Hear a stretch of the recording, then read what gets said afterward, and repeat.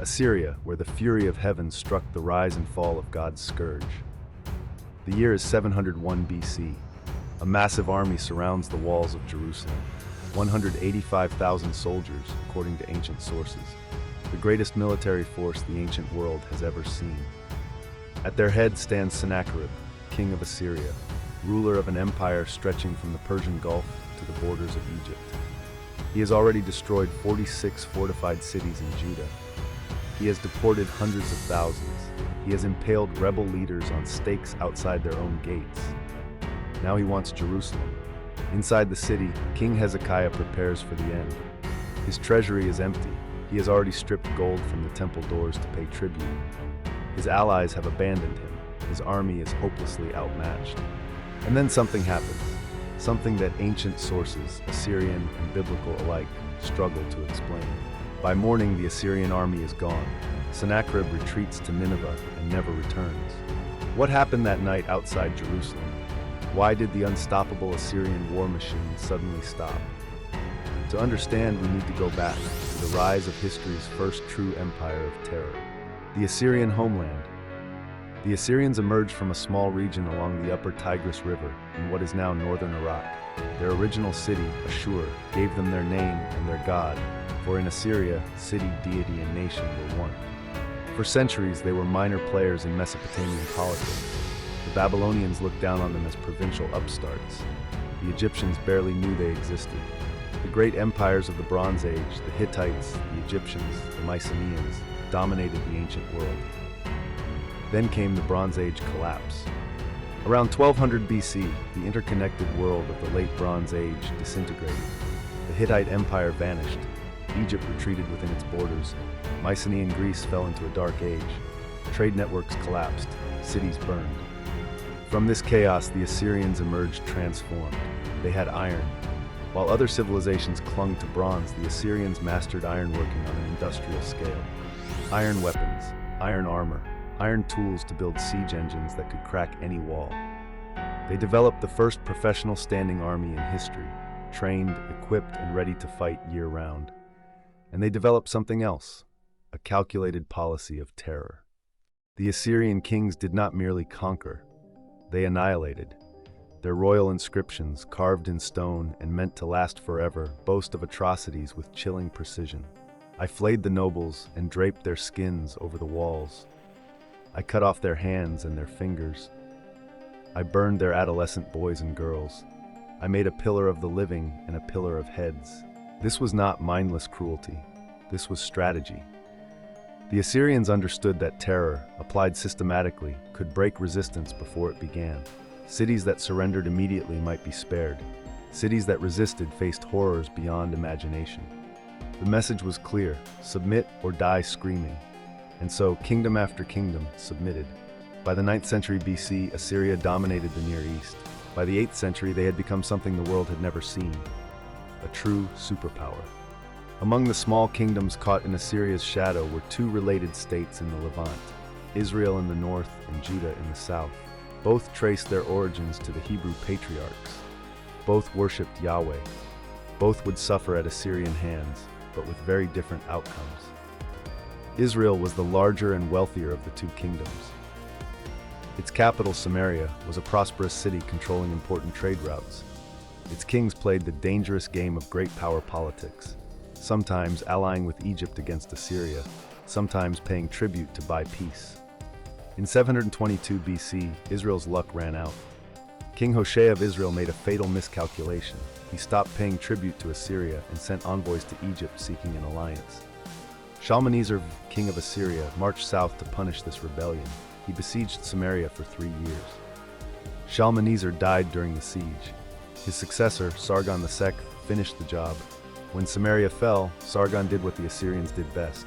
He deported the population, 27,290 people according to his own inscriptions, though the actual number was probably higher. These deportees were scattered across the Assyrian Empire, to Mesopotamia, to Media, to cities whose names are now forgotten. They never returned. These are the famous 10 lost tribes of Israel, the subject of countless legends, conspiracy theories, and desperate searches across 2 millennia. From Ethiopia to Japan, from Afghanistan to the Americas, people have claimed to find them. The truth is simpler and sadder. They were absorbed into the populations of the Assyrian Empire, their identity dissolved within a few generations. Israel as a kingdom ceased to exist. Samaria was repopulated with deportees from other conquered territories, creating the mixed population that would later be known as the Samaritans. The northern kingdom was gone, only Judah remained. Judah had watched its sister kingdom die.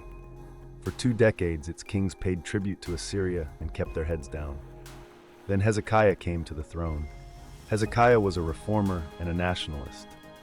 He centralized worship in Jerusalem, tearing down the rural shrines that dotted the countryside. He fortified cities throughout Judah, and he prepared, secretly, carefully, for rebellion. His most ambitious project was the Siloam Tunnel, a 533-meter underground channel carved through solid rock to bring water from the Gihon spring into Jerusalem. If the Assyrians came, the city would not die of thirst. In 705 BC, Sennacherib became king of Assyria. Almost immediately, rebellions erupted across the empire. Babylon revolted, the Phoenician cities wavered, Egypt promised support to anyone willing to resist. Hezekiah saw his chance. He stopped paying tribute. He joined a coalition of rebel kingdoms. He prepared for war. Sennacherib crushed Babylon first, then he turned west. The Assyrian army swept down the Mediterranean coast like a scythe. The Phoenician cities surrendered. The Philistine cities fell one by one. Egypt sent an army to help. Sennacherib destroyed it at El Teke. Then he turned inland toward Judah. The fortress city of Lachish, Judah's second largest city, fell after a brutal siege. Sennacherib was so proud of this victory that he commissioned enormous stone reliefs depicting the siege in graphic detail. The siege ramps, the battering rams, the impaled prisoners. These reliefs, now in the British Museum, remain among the most detailed depictions of ancient warfare ever discovered. 46 fortified cities fell. The Assyrians claimed to have deported 200,150 people. Judah was systematically dismantled. Only Jerusalem remained. Sennacherib surrounded the city. His commander, the Rabshakeh, stood before the walls and mocked the defenders in Hebrew, their own language, a calculated psychological blow. Has any god of any nation ever delivered his land from the hand of the king of Assyria? Where are the gods of Hamath and Arpad? Where are the gods of Samaria? Who among all the gods of these lands has delivered his land from my hand, that Yahweh should deliver Jerusalem? Inside the city, Hezekiah prayed. The prophet Isaiah delivered an oracle. Sennacherib would not enter Jerusalem. He would not shoot an arrow against it. He would return by the way he came. And then, something happened. The Bible says an angel of Yahweh struck down 185,000 Assyrian soldiers in a single night. The Greek historian Herodotus, writing 2 centuries later, tells a different story. A plague of mice devoured the Assyrians' bowstrings and quiver handles, leaving them defenseless. Modern scholars have suggested epidemic disease, perhaps bubonic plague, spread by rodents. Whatever the cause, Sennacherib withdrew. Jerusalem survived. It was not a total victory.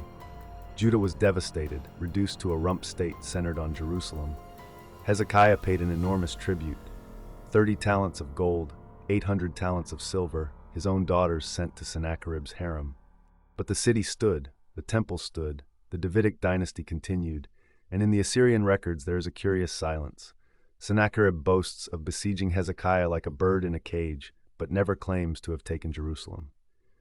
For an Assyrian king, this omission speaks volumes. The scholar king Ashurban, the Assyrian Empire reached its greatest extent under a most unlikely figure, a king who loved books. Ashurbanipal came to the throne in 668 BC. Unlike his warrior predecessors, he had been trained as a scholar. He could read Sumerian and Akkadian, interpret omens, and perform religious rituals. In his inscriptions, he boasts not only of military victories but of his literacy. I read the cunning tablets of Sumer and the dark Akkadian language which is difficult to rightly use. I took my pleasure in reading stones inscribed before the flood. This scholar king was also one of history's most effective conquerors. He crushed a massive rebellion in Babylon, led by his own brother. He conquered Egypt, sacking the ancient city of Thebes, an event so traumatic that the prophet Nahum referenced it decades later. He defeated the Elamites so thoroughly that Elam ceased to exist as a political entity. But Ashurbanipal's greatest legacy was not destruction, it was preservation. In his capital of Nineveh, he assembled the ancient world's greatest library. His scribes copied and collected texts from across Mesopotamia: myths, medical treatises, astronomical observations, mathematical tables, omen collections, royal inscriptions dating back over 1,000 years. The Epic of Gilgamesh, the Enuma Elish, countless other texts survived only because Ashurbanipal's librarians copied them. When Nineveh fell, the library burned, but the clay tablets, already baked hard by the original firing, survived the flames. Buried for 2.5 millennia, they were rediscovered by British archaeologists in the 1850s. Today, over 30,000 tablets from Ashurbanipal's library reside in the British Museum, the single most important source for understanding Mesopotamian civilization. The king who terrorized nations also preserved their wisdom for eternity. Cracks in the iron. Ashurbanipal died around 627 BC. Within 15 years, the Assyrian Empire would cease to exist. The collapse was shockingly fast. An empire that had dominated the Near East for 3 centuries disintegrated in less than 2 decades. How? Part of the answer was overextension. The empire had grown too large to control. Assyrian armies were constantly marching to Egypt, to Babylon, to the mountains of Iran, to the steppes of Anatolia. Each campaign stretched resources thinner. Part of the answer was internal conflict. After Ashurbanipal, succession disputes paralyzed the royal court. Generals became kingmakers. Provinces slipped away. But the killing blow came from outside, from a coalition of former subjects who had learned Assyrian methods all too well. Babylon rebelled under a new dynasty, the Chaldeans. Their king, Nabopolassar, was as ruthless as any Assyrian. He allied with the Medes, an Iranian people who had built their own military machine in the mountains to the east. In 614 BC, the Medes sacked Ashur, the ancient religious capital. 2 years later, in 612 BC, the combined Babylonian and Median armies besieged Nineveh itself. The fall of Nineveh. Nineveh was massive, the largest city in the world at the time, protected by walls 8 miles in circumference, defended by towers and moats. It should have been impregnable. It fell in 3 months. Ancient sources say the Tigris River flooded, undermining the walls. Whether by flood, by assault, or by treachery, the defenses failed. The Allied armies poured in. The sack of Nineveh was thorough. The palaces were looted and burned. The temples were demolished. The population was massacred or enslaved. The city that had terrorized the ancient world for centuries was erased so completely that within a few generations, its very location was forgotten. The prophet Nahum had predicted it. Nineveh is laid waste. Who will bemoan her? No one, it turned out. The nations Assyria had brutalized felt only relief.